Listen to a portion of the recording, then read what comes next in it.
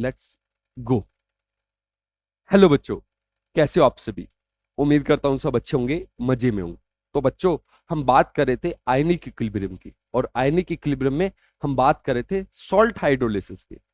पिछली वीडियो में हमने देखा कि अपने पास 4 टाइप के सॉल्ट होते हैं और उनका पीएच कैसे निकाले, पिछली वीडियो में अपन देख चुके हैं। आगे चलते हैं। एक और स्पेशल टाइप के सॉल्ट होते हैं जिनको हम बोलते हैं एम्फीप्रोटिक सॉल्ट।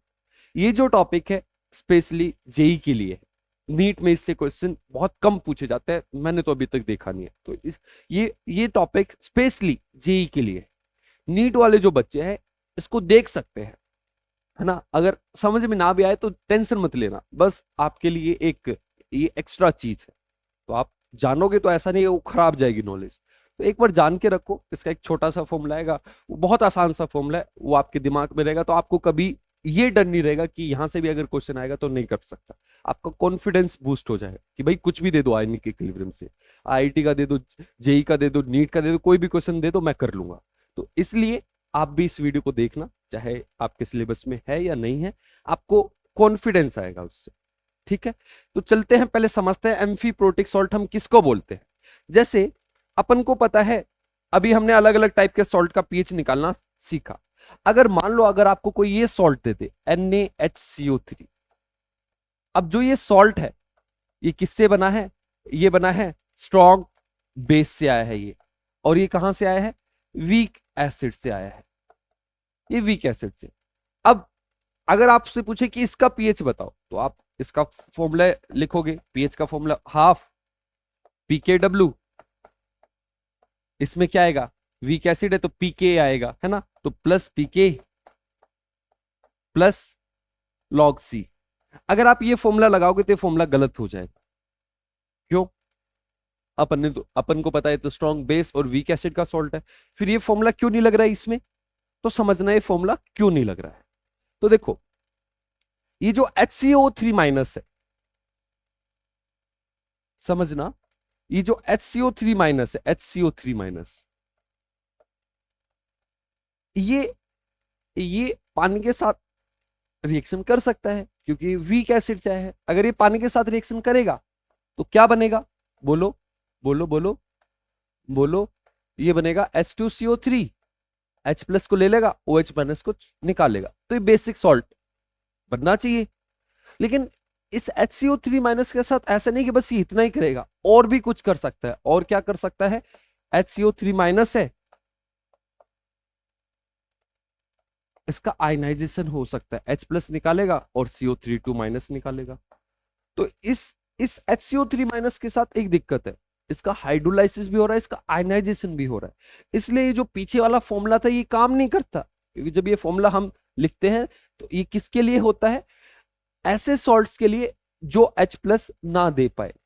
फॉर एग्जाम्पल जैसे कि CH3 COO minus Na plus.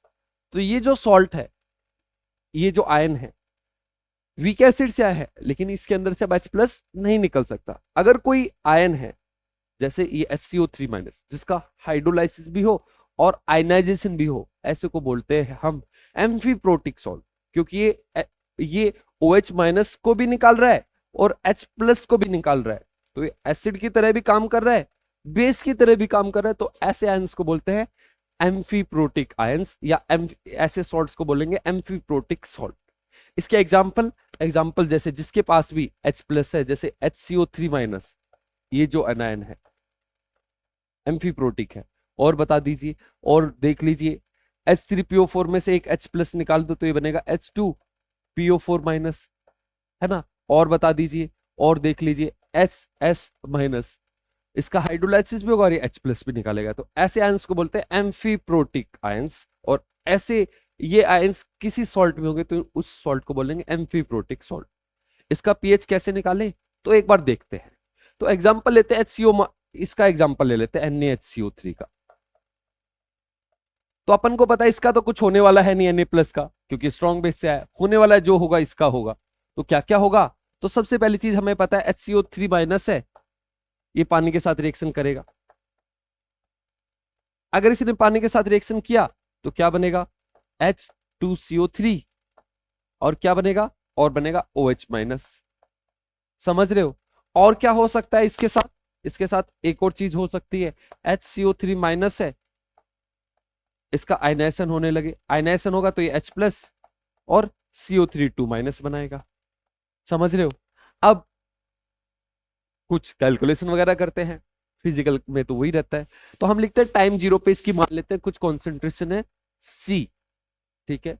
ये भी कुछ नहीं, ये कुछ नहीं, ये कुछ नहीं, अभी रिएक्शन नहीं हुई। H2 जो भी है हम उसको लिखते नहीं है क्योंकि वो इक्विलिब्रियम कांस्टेंट में एक्सप्रेशन में नहीं आने वाला। तो इसकी कॉन्सेंट्रेशन C थी तो मैं लिखता हूं एट इक्विलिब्रियम, तो मैं बोलता हूं C में से कुछ कम हुआ होगा, कुछ रिएक्ट कर गया होगा, तो मैं लिखता हूं C माइनस एक्स। इसको लिखने की जरूरत नहीं है, ये कितना बना X और ये कितना बना X। क्लियर है? इसको देखते हैं HCO3 माइनस को, टाइम जीरो पे कितना था, ये कितना था, ये C था स्टार्टिंग में। ये दोनों रिएक्शन एक साथ चलेंगे, ठीक है? तो HCO3 माइनस कितना था, C। अब इसकी भी कुछ रिएक्शन होगी।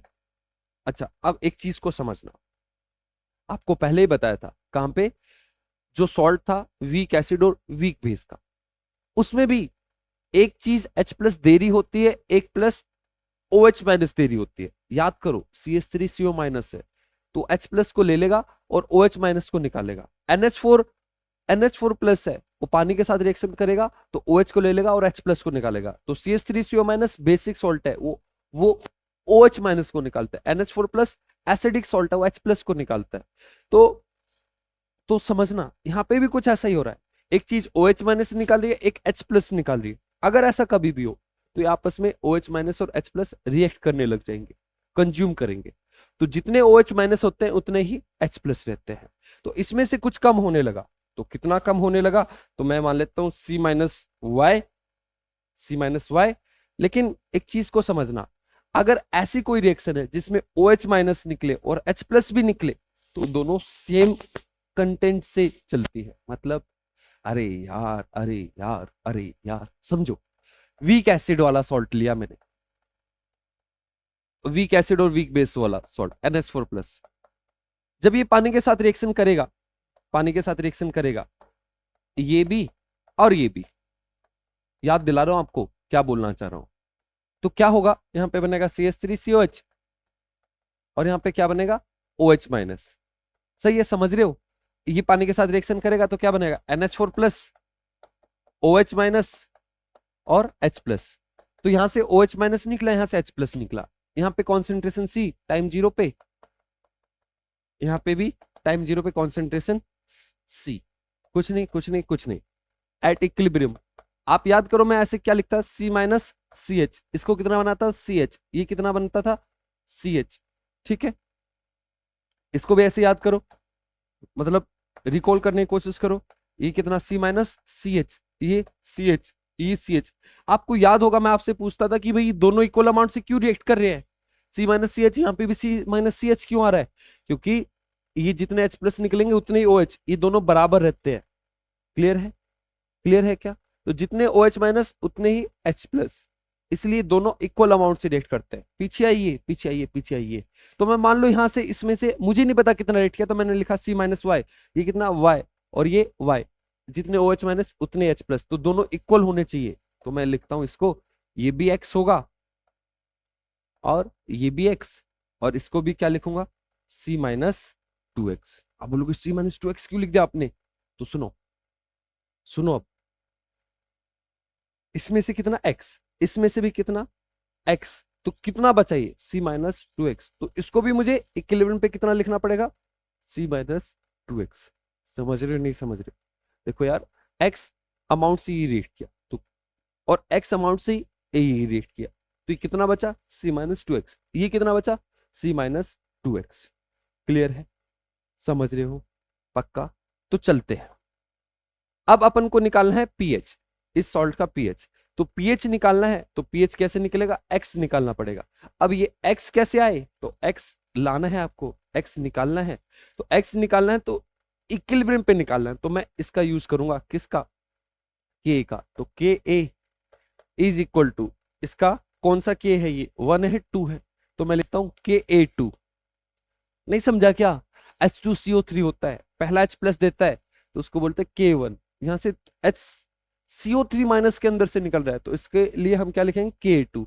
क्या लिखूंगा, H प्लस की कॉन्सेंट्रेशन, CO3 2 माइनस की कॉन्सेंट्रेशन अपॉन HCO3 माइनस की कॉन्सेंट्रेशन।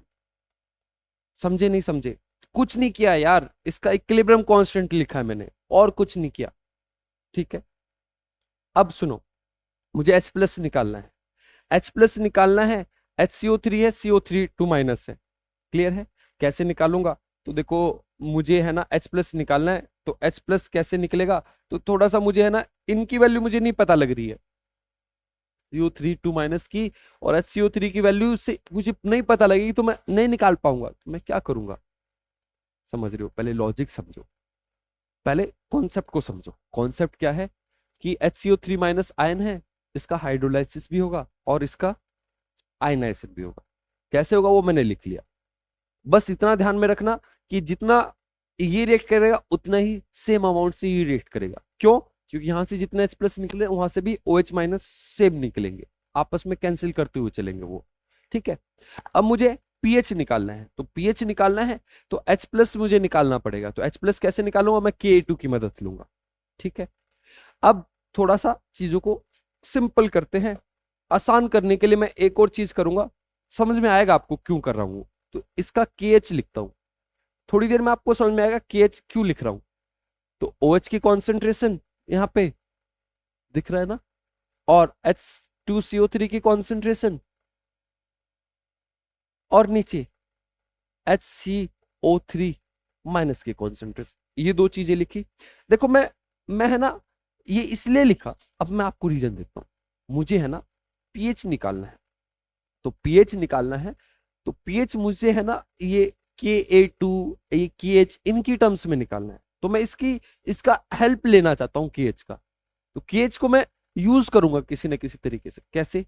तो मुझे इन दो इक्वेशन को यूज करके H प्लस की टर्म्स में लेके आना है, ये बाकी चीजों को यहां से भगाना है।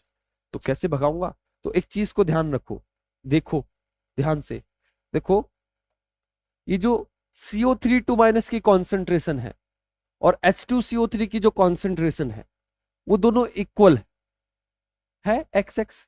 तो मैं इस चीज का फायदा लूंगा। जब भी रिएक्शन होगी, जो इसमें एसिड बन रहा है और ये जो बन रहा है CO3 2 माइनस, इन दोनों का अमाउंट सेम रहने वाला है, सेम रहने वाला है। और इसकी मदद से मैं इन दो इक्वेशन का यूज करूंगा। कैसे? तो मैं उन दोनों को डिवाइड कर रहा हूं, H2CO3 CO3 2 माइनस के इक्वल है। अब मैं इन दो इक्वेशन का यूज करूंगा पीएच निकालने के लिए। कैसे यूज करूंगा, तो देखना, मैं इस इक्वेशन को इससे डिवाइड कर देता हूं। तो मैं लिखता हूं KH अपॉन K2। देखना, अब KH को देखिए, KH क्या है, OH माइनस की कॉन्सेंट्रेशन, और आगे क्या है, H2CO3। डिवाइड में करते हैं HCO3 माइनस। अब K2 को मुझे ऐसे का ऐसा नहीं लिखना है, पलट के लिखना है, तो पलट के लिख रहा हूं। क्यों लिखना है पलट के, मैं इसको काट दूंगा यार, चीजें सिंपल हो जाएंगी। तो ऊपर आ गया HCO3 माइनस, क्योंकि K2 को मुझे नीचे लेके जाना है, तो इसको रिवर्स करके लिखता हूं, H प्लस की कॉन्सेंट्रेशन और इस तरफ CO3 2 माइनस की कॉन्सेंट्रेशन। देखो अब जो कट रहा है उसको काटिए, तो देखो HCO3 है, ये यहां से कट गया। अपन को पता है H2CO3 और CO3 इक्वल है, कट गए। बचा क्या, बचा ये बचा कि H upon Ka2 is equal to OH minus की कॉन्सेंट्रेशन अपॉन H प्लस की कॉन्सेंट्रेशन। अब देखो जो OH माइनस है, कभी भी आपको OH माइनस निकालना है तो ऐसे ही यूज कर सकते हैं, OH KW is equal to H plus into OH minus. सही है, तो OH माइनस क्या हो जाता है, KW बाय H प्लस की कॉन्सेंट्रेशन। तो इसको KH अपॉन K2 और OH माइनस की कॉन्सेंट्रेशन को क्या लिख सकते हो, KW बाय H प्लस, और नीचे एक H प्लस पहले से, तो इसका स्क्वायर हो जाएगा। तो H प्लस का स्क्वायर कितना आया मेरा, H प्लस का स्क्वायर आया मेरा, H प्लस का स्क्वायर यहां लगा, ये इसके साथ KW dot Ka2 divide by KH। Clear है, क्लियर है। अब ये जो के एच है, के एच को निकालना है के ए के बी इनकी टर्म्स में, तो वो आपको आता है। कैसे आता है? तो सुनो सुनो सुनो, आपको बोला था कभी भी के एच निकालना है तो के एच वाले इक्वेशन पे चले जाओ।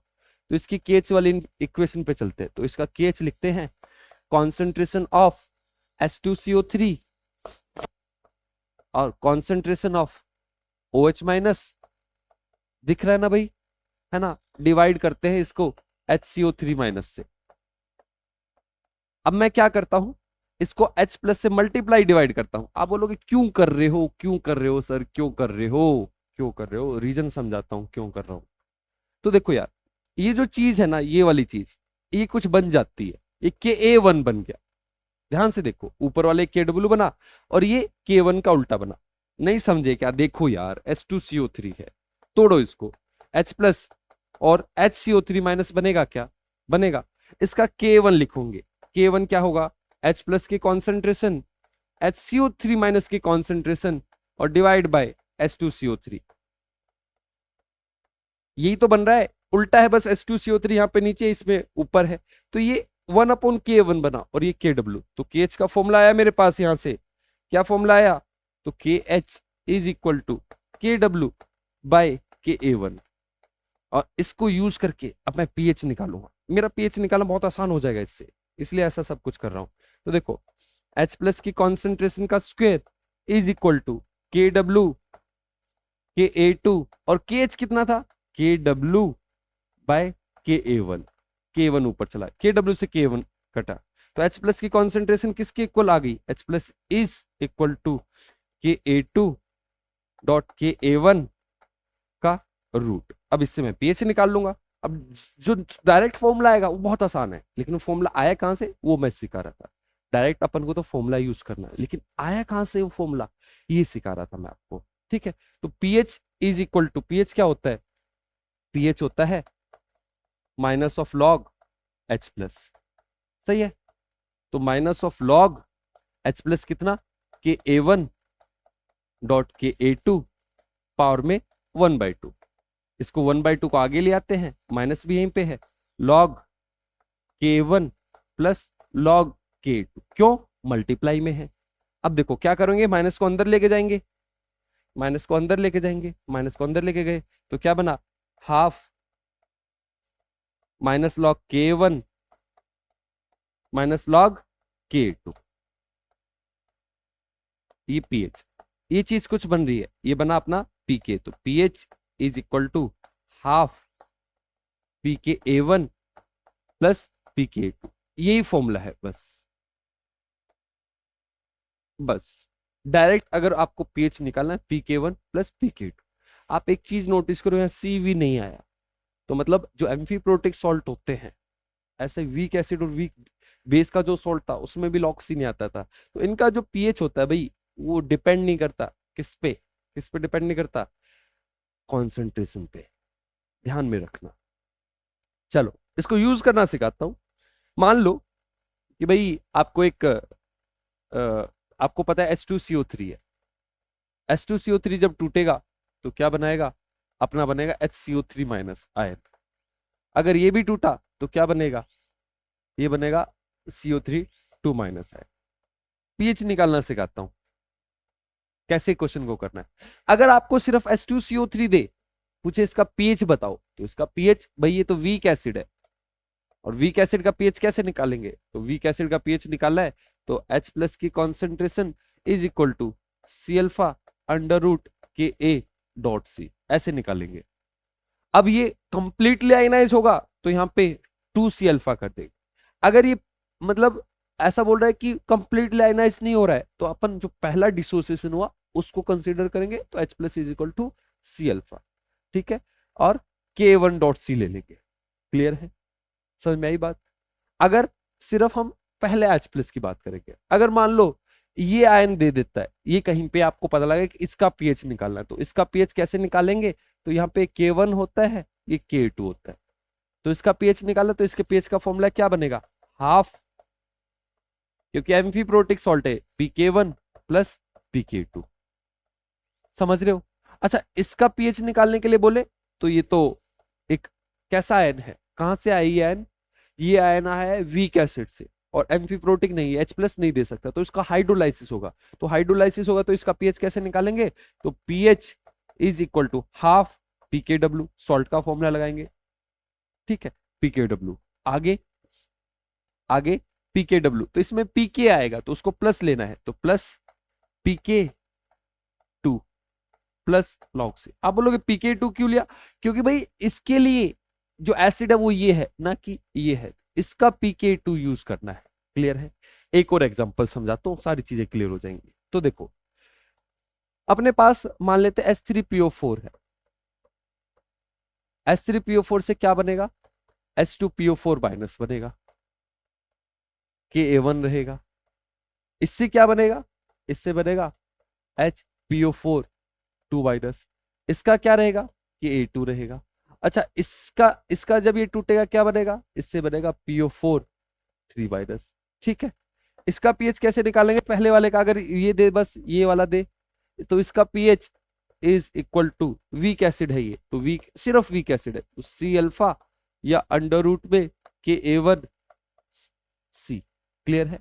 इसका पीएच बोले तो ये एम्फीप्रोटिक सॉल्ट है, क्योंकि H प्लस देगा भी और इसका हाइड्रोलाइसिस भी होगा, तो इसका पीएच बनेगा PK1 प्लस PK2 अपॉन 2। इसका तो ये भी सॉल्ट है और कैसा एम्फीप्रोटिक, तो इसका फॉर्मूला क्या बनेगा, इसका फॉर्मूला बनेगा, अब इसके में इसका, क्योंकि जब ये H प्लस देगा तो ये बनेगा, H प्लस लेगा तो ये बनेगा, तो PKA2 प्लस PK3 अपॉन 2, ठीक है। इसका पीएच निकालना है तो इसका सॉल्ट वाला formula, pH is equal to 1/2 PKW plus PKA, ये वाला PKA3 plus log C। Clear है, क्लियर है। तो इस तरीके से हम क्वेश्चनों को करेंगे। इतनी बात समझ में आई, कोई डाउट? तो यहाँ पे अपना एम्फीप्रोटिक सॉल्ट खत्म होता है। आज के लिए इतना ही, मिलते हैं अगली वीडियो में, तब तक के लिए गुड बाय, थैंक यू।